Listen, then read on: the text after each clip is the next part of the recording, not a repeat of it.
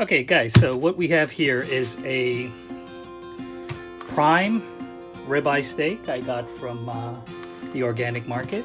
So I'm gonna go ahead and open this up, and what I'm gonna do with this, I love burgers, so what I'm gonna do, and I've tried this before, and if you haven't ground your own beef to make your own burgers, you really haven't had a good burger. You really need to try to ground your own beef. Now, I've done this before with short ribs, like prime short ribs from the organic market. Again, grass-fed short ribs. I tried it before.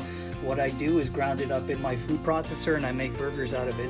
So this is the first time I'm going to do it with a prime ribeye steak. So let's go ahead and open this up and see what it looks like inside. So, marbling should be pretty good. Okay, so it's a bone-in ribeye. You can see the marbling's pretty good. Now, what I'm going to do is remove this decal muscle here, or this cap, the ribeye cap. There's no reason to really ground that up. It's such a delicious piece of meat. If you've never tried this, it makes a lovely steak. So I'm just going to go ahead and remove the cap really quickly before I start anything else. Okay, so now I've got this removed. This makes a wonderful steak. This is the most tender part of the entire ribeye. It's my favorite part. So it goes right on top of the ribeye. If you remove that, this is an absolutely delicious steak. So what I'm going to do is kind of just tie it together and make a little pinwheel steak here. All right, so that's for a little bit later. Now, what I'm going to do here is to debone this meat and ground it up in a food processor.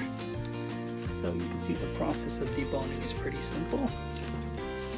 And remember, I'm not throwing anything away here. This bone is also going to be eaten by me. So I'm going to remove any excess fat. I can see I have a little piece here I just removed here. We really don't need all this fat, so let's go ahead and trim this up. Cut that off. Now this is not going to be eaten, of course. Take off any meat that I can. So I could remove anything from the outside here too. Any silver skin you might see, we don't need. You can discard. Let's go ahead and trim this up a little bit.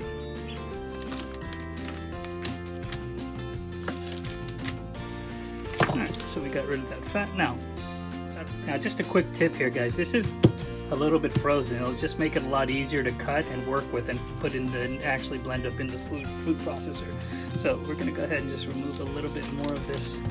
This really wouldn't cook down into anything tasty. Right here, these are just ugly pieces of fat. So I'm going to get rid of all this. I really don't need it. It's a little bit of red here, but that's fine.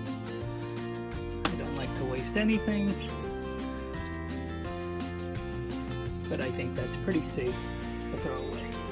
Discard. Okay, so this is what we'll be putting in the food processor. It's not a really big burger, but it's going to be so packed with flavor. Now, guys, if you've never grounded your own meat to make your own burgers, you're in for a really, really nice treat here. It's just a different taste, a completely different taste. All right, we'll come right back. Okay, guys, so you can see I have the meat in the food processor, so I'm going to go ahead and fire this up.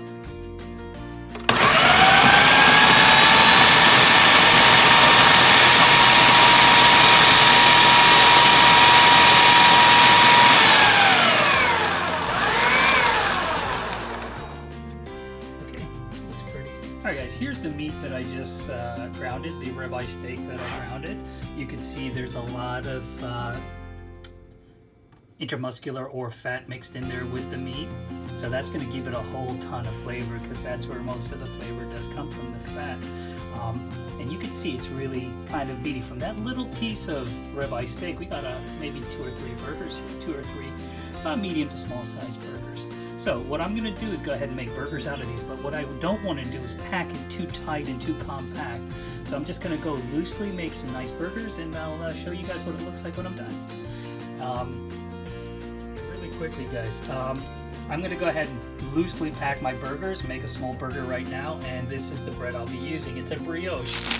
I got it from the local supermarket here. Locally, it's Publix of brioche bread. It's a fantastic bread. It's really a hearty bread, but very soft, and when It's toasted with a little bit of Duke's mayonnaise on top of it. It's fantastic, the burger. So there's my ground beef, there is my bread, and there's my homegrown pineapple. Right? That's another story for another day.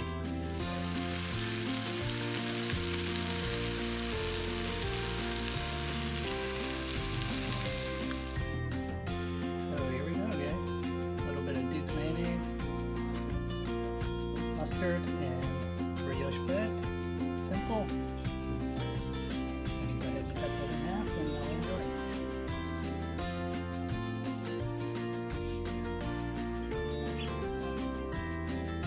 Ribeye steak burgers. Alrighty.